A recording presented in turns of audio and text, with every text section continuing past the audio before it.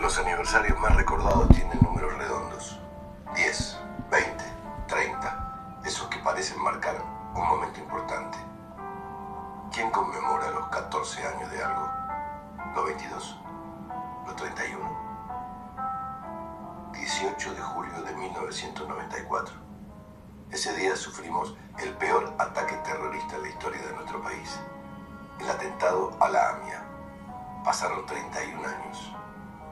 No 20, no 30. Pero eso no cambia nada. No es un aniversario de casamiento, como los que se dejaron de celebrar cuando explotó la bomba, ni el cumpleaños de un hijo, como los que pasaron de festejarse a recordarse. El dolor no entiende de números, no necesita una cifra precisa para seguir estando. El dolor sabe de preguntas que no encuentran respuestas, de búsquedas eternas. El dolor de sufrir un ataque más en Argentina, en nuestra propia casa, y la impotencia de sentir que pasan los años y no pasa nada, porque tenemos memoria y exigimos justicia. Este año, como todos los años, nos volvemos a encontrar. 31 años del atentado a la AMIA. La impunidad sigue, el terrorismo también. Buenos días, estoy grabando el 18 de julio, se cumplen hoy, como escuchábamos, ese era Ricardo Darín, sobre los 31 años del atentado a la AMIA. Nada, quería que lo recordemos con estas palabras que me parecieron bastante acertadas y es un momento en el que tenemos que hacer memoria, verdad y justicia, como en tantos otros, pero recordemos que fue algo que impactó muchísimo, que había muchos actores interviniendo, también en el que se habla de que había un cierto complicidad por parte de sectores del gobierno, y en el que no debemos olvidarnos que todavía no se ha hecho justicia, como bien decía Ricardo Darín en este spot que sacaron, o en este short que sacó La Nación Más. Bienvenidos a Input Colectivo, un podcast que habla de ciencia y de sociedad. Mi nombre es Luisina y hoy les traigo el tema vacunas. Este tema que ha causado controversia a lo largo de los años y que sigue causando estas controversias entre los grupos vacuna y los grupos antivacuna, o los grupos, como más bien diría yo, conspiracionales. Bien, el origen de las vacunas empezó hace bastantes años, se remonta al siglo XVIII, a fines del siglo XVIII, cuando Edward Jenner nota algo curioso. Nota que había mujeres que ordeñaban vacas y que se contagiaban de viruela bovina, y esas mismas mujeres luego después no se enfermaban de la viruela humana, que estaba causando muchísimas muertes. Entonces Jenner probó algo bastante impensado y bastante poco ético. Hoy en día esto obviamente no se podría realizar, porque fue y probó con un niño, con el hijo de su jardinero, que se llama James Phillips, un niño que tenía 8 años, le inocula el virus de la viruela de vaca y luego lo expone al virus de la viruela humana y ve que este niño no se enferma. Esto no se podría hacer hoy en día porque sabemos que las vacunas tienen que pasar una serie de fases, por lo cual hoy en día hay todos protocolos establecidos y por lo cual hay mucha seguridad y mucha confianza en las vacunas. De esto también vamos a hablar. Y en ese momento, digamos, era lo que él tuvo a mano, era algo muy poco ético, pero que realmente funcionó. Funcionó porque encontró un patrón en el cual había mujeres que le pasaba esto, estaban expuestas a este virus de la viruela de vaca. Este virus se llama Bariloae vaccinae, por eso de ahí deriva después el nombre de las vacunas, o vaccine en inglés. Sabemos que vaca en latín es justamente vaca y por eso el virus se llamaba así. Los nombres de especies y demás de organismos vivos, de virus, de plantas, de humanos, nosotros nos llamamos Homo sapiens, todos provienen del latín. Entonces, gracias a las vacas le ponen el virus y este virus es inoculado en los humanos y sabemos que ese es el principio de la primera vacuna. Años después, ya adentrándonos en el siglo XIX, vino Pasteur y desarrolló un montón de vacunas para, por ejemplo, para el cólera aviar, para la rabia, y ahí ya empieza a resonar el concepto de atenuar un virus o una bacteria para generar una inmunidad, que ahora vamos a hablar de esto, pero sin causar una enfermedad. Entonces, empezamos a adentrarnos en un mundo de mayor seguridad para ese paciente que va a recibir la inoculación de un virus o que vamos a ver ahora de diferentes tipos de mecanismos con los cuales operan diferentes vacunas que se han ido desarrollando a través de la biología molecular. Bueno, sabemos que la viruela fue erradicada en 1980 gracias a la vacunación global. O sea, desde esos estudios fuimos avanzando y ya para 1980 la viruela fue totalmente erradicada. Era una enfermedad, pensemos, que mataba a millones. Se estima que más o menos mataba hasta un 30% de los infectados.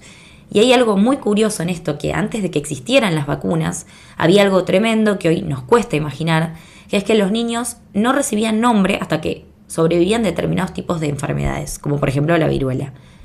En muchas familias, más que nada de Europa y América colonial, no se apuraban a nombrar a los recién nacidos porque, como era tan alta esta probabilidad de que murieran en los primeros años debido a estas enfermedades como sarampión y viruela, no les ponían nombre hasta que no sobrevivían a eso. O sea, como que no querían ya nombrar a esa persona porque había mucha chance de que esa persona muera. Entonces, imagínense cómo vino la vacuna a revolucionar todo y a cambiar la lógica de todo lo que era la infancia y el desarrollo. Luego, las enfermedades y las epidemias, sabemos que en esa época además inspiraban narrativas literarias. Recordemos El amor en tiempos de cólera, cómo era centrado en un entorno donde la enfermedad era algo común. Entonces, la importancia de las vacunas y la erradicación de enfermedades que mataban a tantas personas.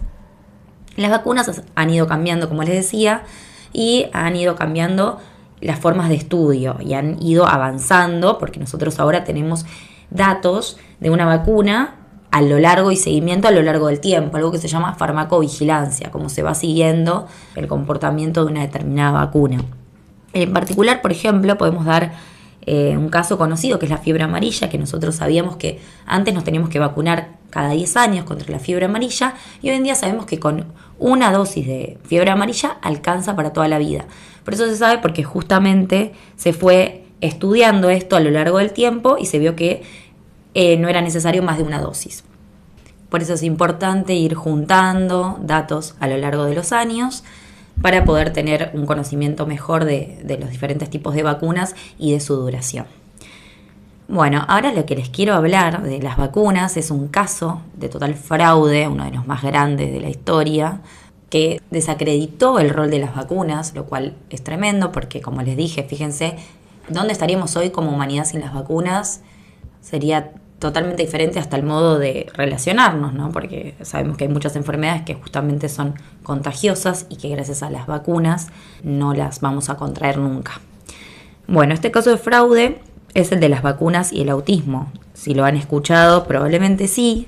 Es un caso que se conoce mucho, pero que no se sabe quizás tanto lo que fue, lo que hay atrás de esto. En 1998, un médico británico que se llama Andrew Wakefield publicó un artículo en The Lancet, una revista que es sumamente prestigiosa. En este paper o en este artículo científico, Wakefield confirmaba o afirmaba que había una relación entre la vacuna triple viral, que es la que protege contra las enfermedades del sarampión, la rubiola y las paperas, y el autismo. Esta noticia en ese momento explotó en todos los medios. Si en pleno, piensen, en 1998 era el pleno auge de internet y de la televisión sensacionalista. Y claro, para cualquier padre o madre que le digan, imagínense que su hijo, que encima que se lo diga un médico, que su hijo puede causarle autismo, estar vacunado, era aterrador. Entonces mucha gente lo que empezó a hacer es dejar de vacunar a sus hijos, a desconfiar de los médicos, de las vacunas y en general del sistema médico y científico. Este miedo se expandió mucho más rápido que la evidencia. ¿Cuál fue el problema? Que todo este estudio era un fraude. Para empezar, solo había estudiado a 12 niños. 12 es un número de muestra, lo que llamamos número de muestra, muy pequeño para sacar conclusiones en medicina y sobre todo en lo que es epidemiología, que en realidad se estudian miles de casos. Pero además de esto, había manipulado datos. Algunos niños que estudiaba ya tenían síntomas de autismo al vacunarse. Había conflictos de interés, que esto creo que es lo que más lo delató, que le estaban pagando abogados que querían demandar a las farmacéuticas. Entonces el chabón de por sí recibía un pago también para decir lo que estaba diciendo. Básicamente, además usó un montón de métodos médicos no aprobados para tratar a estos chicos y para estudiar si estos chicos tenían o no tenían autismo, métodos dolorosos, métodos que no son éticos para un estudio. Entonces, después vino un periodista británico, Brian Deer, que destapó todo el escándalo después de muchos años de investigación, y en 2010, o sea, más de 10 años después, fíjense todo el daño que pudo haber causado en esos años, la revista The Lancet retira el artículo. Estas cosas que retiran un artículo pasa solamente en casos extremos, o sea, se retiró el artículo. Esto, en 2010 se dijo, esto no es real, y sin embargo yo sigo escuchando hoy en día que mucha gente piensa que las vacunas generan autismo o cosas similares. Entonces, este daño de Wakefield ya estaba hecho. Pierde su licencia médica. De todas maneras, hoy en día después se muda a Estados Unidos y empezó a trabajar con un montón de grupos estos conspiracionistas y demás, y a publicar artículos antivacuna. Entonces el chabón siguió haciendo sus cositas por ahí, quizás no en Inglaterra, pero sí en otros lados del mundo, como en Estados Unidos, que sabemos que hay un gran porcentaje de población que está con estas teorías conspiracionales, qué sé yo, la Tierra es plana, las vacunas hacen mal, y etcétera. De hecho, el otro día me pareció bastante interesante que pusieron que la inteligencia artificial de Twitter, o X, que es Grok, se actualizó. Entonces Elon Musk salió a decir que se había actualizado y que ahora tenía funciones más avanzadas y demás, y más respuestas más precisas. Entonces se le preguntó a la inteligencia artificial cuáles eran los mayores difamadores de información falsa, o sea, de desinformación, como lo mismo que sucedía con esto de las vacunas, ¿no? Y bueno, nombraban a Elon Musk, a Donald Trump, y entre ellos nombraban a Kennedy, que es este tipo que les conté en un capítulo, que justamente se la juega como medio de ministro de salud en el nuevo gobierno de Trump. Y este tipo también está bastante metido en olas conspiracionales y en locuras así. Y bueno, son movimientos muy grandes que van llenando de desinformación, porque esto es algo que, si ustedes confían en lo que confían, ¿no? Todos usamos la inteligencia artificial últimamente, todos usamos ChatGPT, sabemos los beneficios. Esto se puede encontrar fácilmente, que es un estudio lleno de fraudes, mal hecho, y que por eso mismo fue dado de baja. No solo fue dado de baja, no solo esto era un fraude, sino que además después se estudiaron se recopiló un montón de información en muchos niños en diferentes partes del mundo. En particular hubo un estudio que fue en Dinamarca que siguió a más de 650.000 niños y no encontró ningún tipo de relación entre vacunas y autismo. Entonces, realmente esto es un verdadero delito, y por eso es tan importante como sociedad que sepamos distinguir un estudio serio de un fraude. Por eso es tan importante como sociedad que hagamos un lenguaje común entre ciencia, medicina y sociedad. Que podamos entender cuando vemos algo, cuando vemos una publicación o cuando vemos una noticia en algún diario, qué de esto puede ser verdad y qué podría tener que rechequearlo, ¿no? Ir a la fuente y leer la fuente. Bueno, básicamente les contaba, Wakefield se reinventó como activista antivacunas, más que nada en Texas, que es donde más también están esos movimientos. Y bueno, siguió promoviendo el miedo a la vacunación, que el miedo muchas veces es mucho, mucho peor que la enfermedad en sí. ¿Qué pasa en Argentina, por ejemplo, con el sarampión? Esto es algo de lo que se viene hablando bastante, el sarampión desde el año 2000, desde el año 2020. Argentina había sido declarada libre de sarampión en el año 2000 gracias a varias campañas de vacunación masiva. Esto no significa que el virus haya desaparecido del mundo, ¿no? Sino que deja de tener una transmisión endémica. ¿Qué quiero decir con esto? Que deja de tener circulación sostenida dentro del país. Entonces eso significa que está libre de sarampión.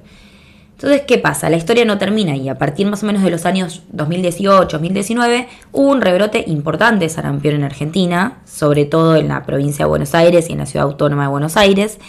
Y entre 2018 y 2020 pasa que, piensa en 2020, quedó muy opacado por COVID, pero se notificaron más de 180 casos, algo que no se veía desde hacía décadas.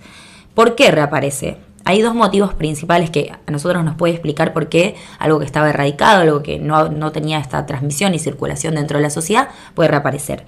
El primero es la baja en la cobertura de la vacunación. O sea, para eliminar el sarampión, esto es algo muy importante, se necesita que el 95% de la población esté vacunada.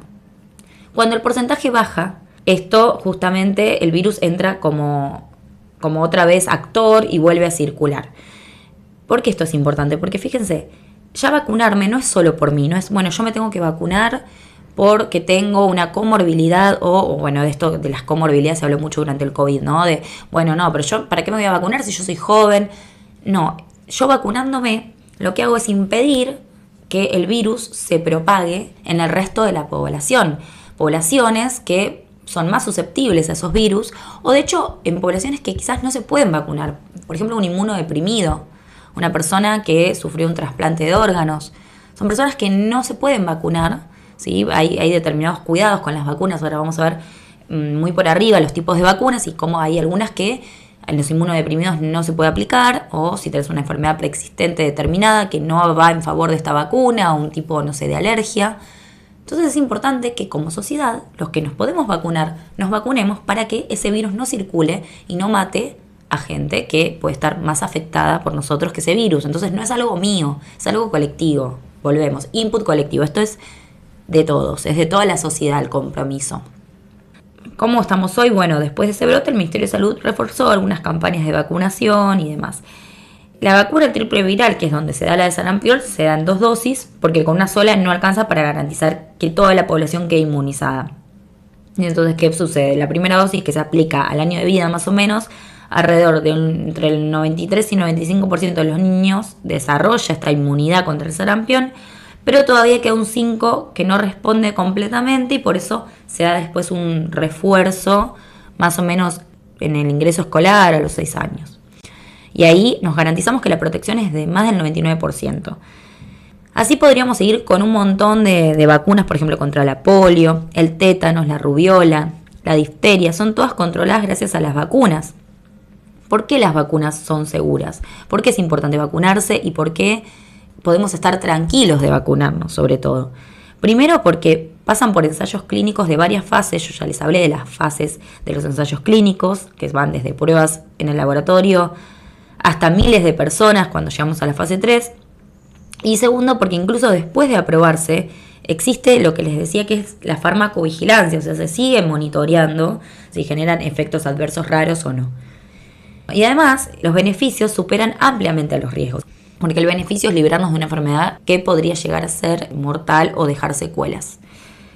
Hay diferentes tipos de vacunas, como les contaba, les quería más o menos comentar para que puedan entender un poco más cuando vemos, qué sé yo, si una vacuna es de ARN, si una vacuna está atenuada, a qué se refiere cada cosa. Una de ellas es las vacunas atenuadas, que son vacunas de virus vivos que están debilitados.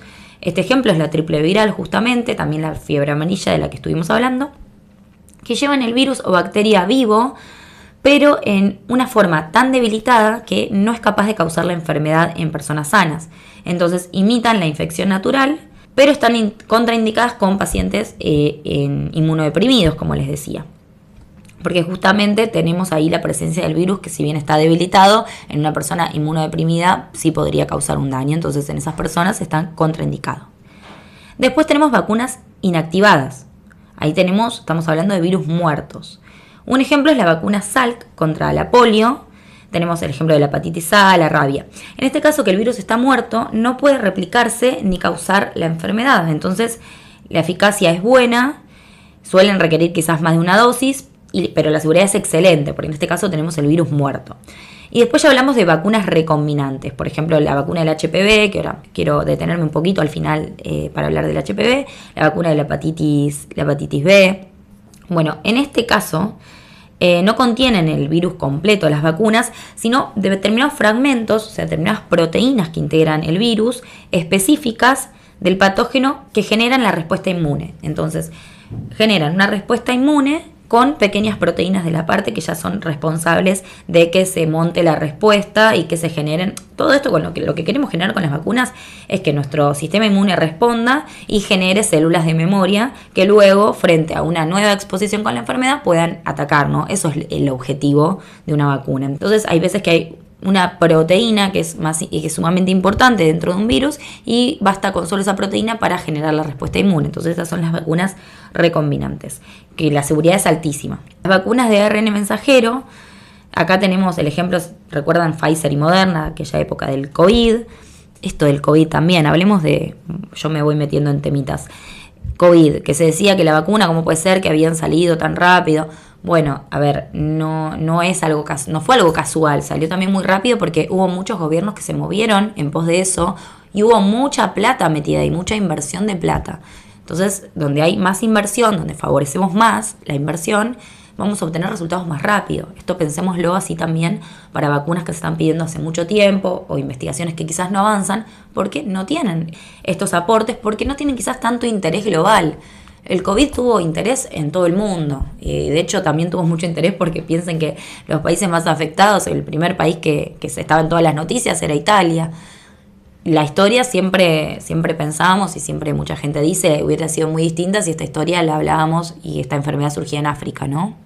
Como surgió en el epicentro del mundo, se invirtió mucha plata y de esa manera se pudieron desarrollar tan rápido las vacunas y se pudo avanzar con las fases y con el reclutamiento de gente.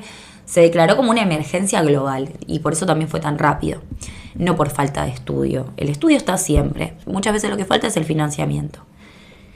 Volvemos a las vacunas de ARN mensajero como la de Pfizer y Moderna. Lo que hacen es llevar un pedacito de material genético que se denomina ARN mensajero, que lo que hace es instruir a nuestras células para que fabriquen una proteína del virus. Entonces, ahora en vez de tener esta vacuna, la proteína, como pasaba en las vacunas recombinantes, acá tenemos las instrucciones para generar una proteína del virus que luego el sistema inmune reconozca y ataque. Es una seguridad muy buena.